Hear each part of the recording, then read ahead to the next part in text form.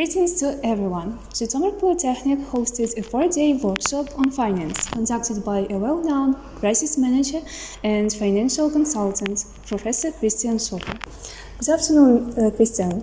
You have extensive practical experience and a PhD in law and economics. For several days, you've been sharing with our students the secrets of working in banking. So what is the main message you send to our young people? The main message I have for students in this house, young people, to learn, to develop, and I think learning anything, you should use your time here. Here your job at university is to learn. And frankly honest, if I had to learn or go back to university again, probably I wouldn't necessarily study law again or finance again. I would study languages. That's exactly what you're doing. Because languages is something you can use anywhere. And I can put you anywhere. To sort of study finance is very easy to do.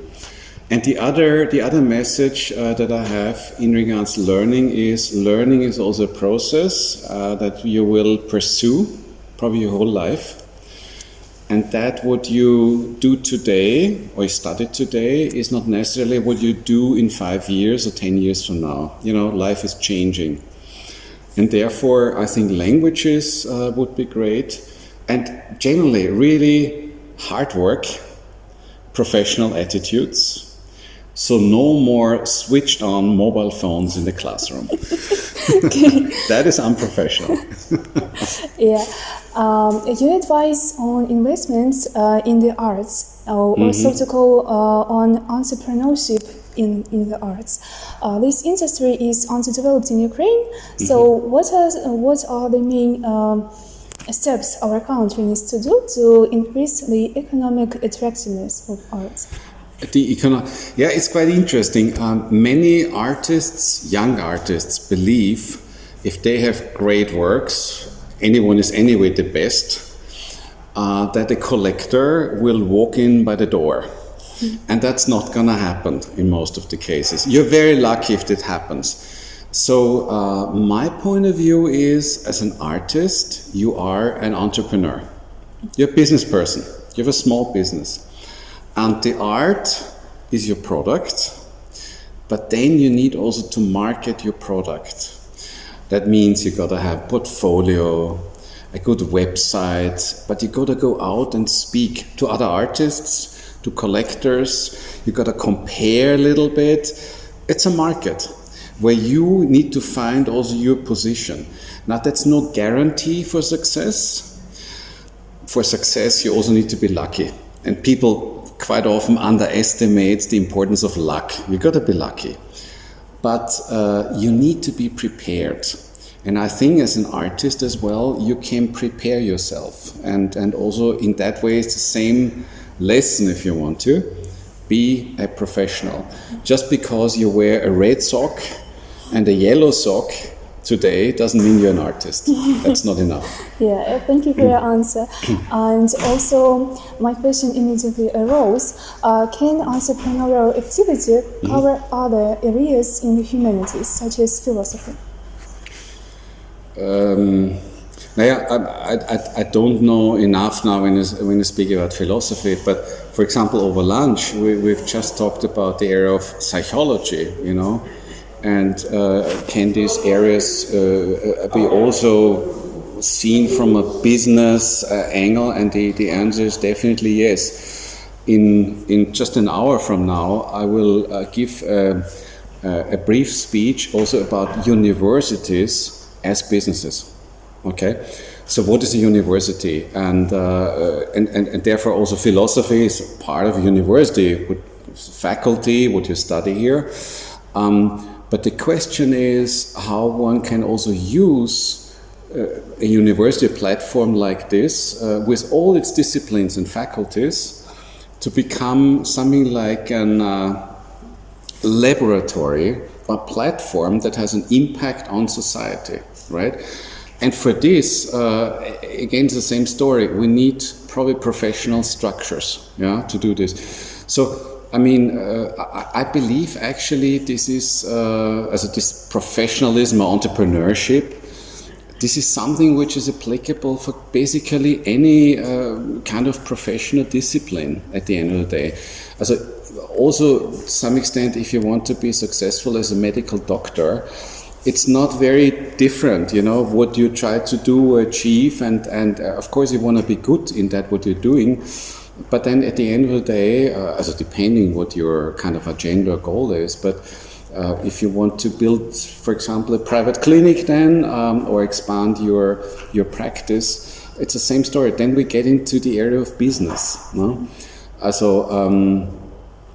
wouldn't say that Mr. Wittgenstein, for instance, a Viennese philosopher or based philosopher, was a very good businessman, not at all.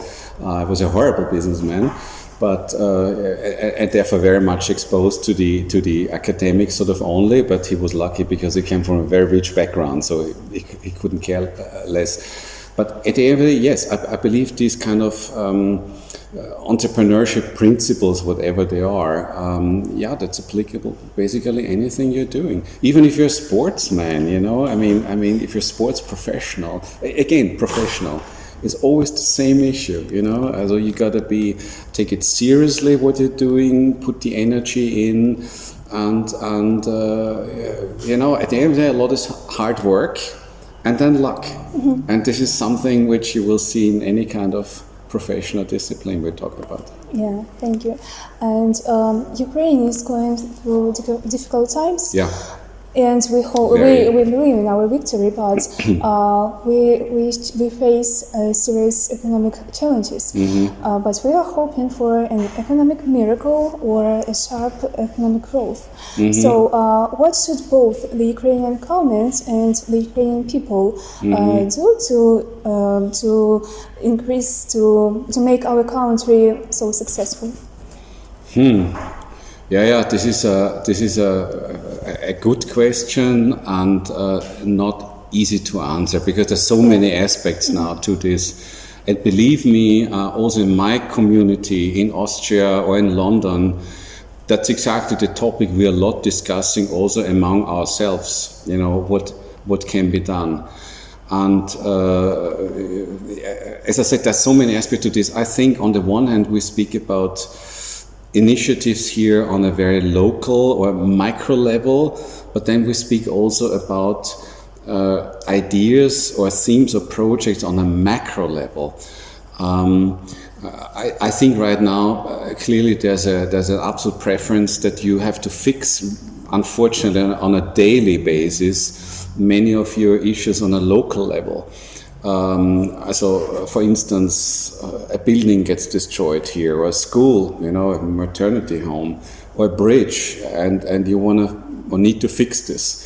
We have a lot of displaced people. I mean, there's so many aspects here, but at the same time, and I think the comparison is not too wrong. When you think through what, for instance, Germany has gone through after 1945 in rebuilding the country, is at the same time, as from a commercial point of view, an enormous opportunity.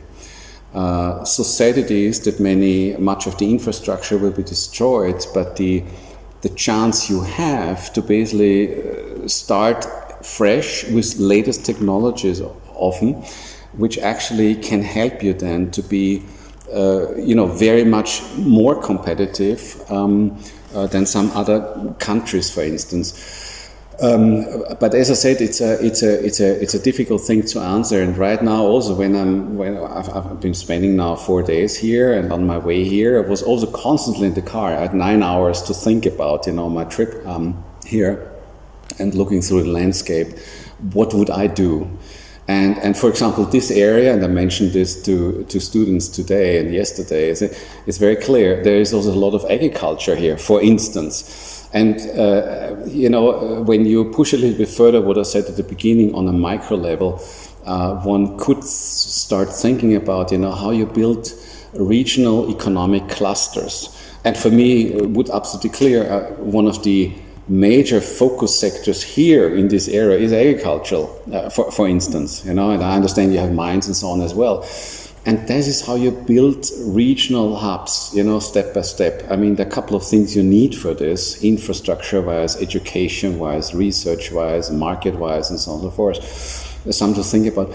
But as I said, it's an enormously difficult question now to answer. I mean, I give you another hint. Sorry, a long answer here, but for instance, I wasn't aware of this until a couple of weeks ago. Ukraine as one of the largest resources of rare metals. So therefore, when you think right now about the mobility revolution that we go through, batteries, right? I mean, this country has an enormous amount of resources. We need to develop this. It will take time. But, I see so many aspects here where the opportunities, and needless to say, the IT sector is something where you're probably second to none. And last thing I want to mention is what you're currently doing is, because we talked about entrepreneurship before, I mean, I see so many activities here where students like you, and I was yesterday in your laboratory downstairs, where there's so many entrepreneurial activities. I mean, out of a need, getting done, which is enormously impressive, and I believe you're already on the way there, because this kind of this spirit, this entrepreneurship, this commitment, this is really good to see what's going on here, and mingled with creativity. So I mean, look, the situation right now is sad. It's a tragedy. It's horrible. But we need to hope, this is going to be resolved, whatever this means, sooner than later. And it's a very tough task ahead. But I believe at the same time, what you go through right now is, sadly to say, but a very good preparation for that, what later on you have to do as a task. And people like you, with your skills and what you learn in, and the languages, and also the attitude and your professional development will contribute that you will assume a role in rebuilding the country. Yeah, thank you for an exciting conversation. So our guest was Professor Kristіан Шопper, a renowned crisis manager and financial consultant.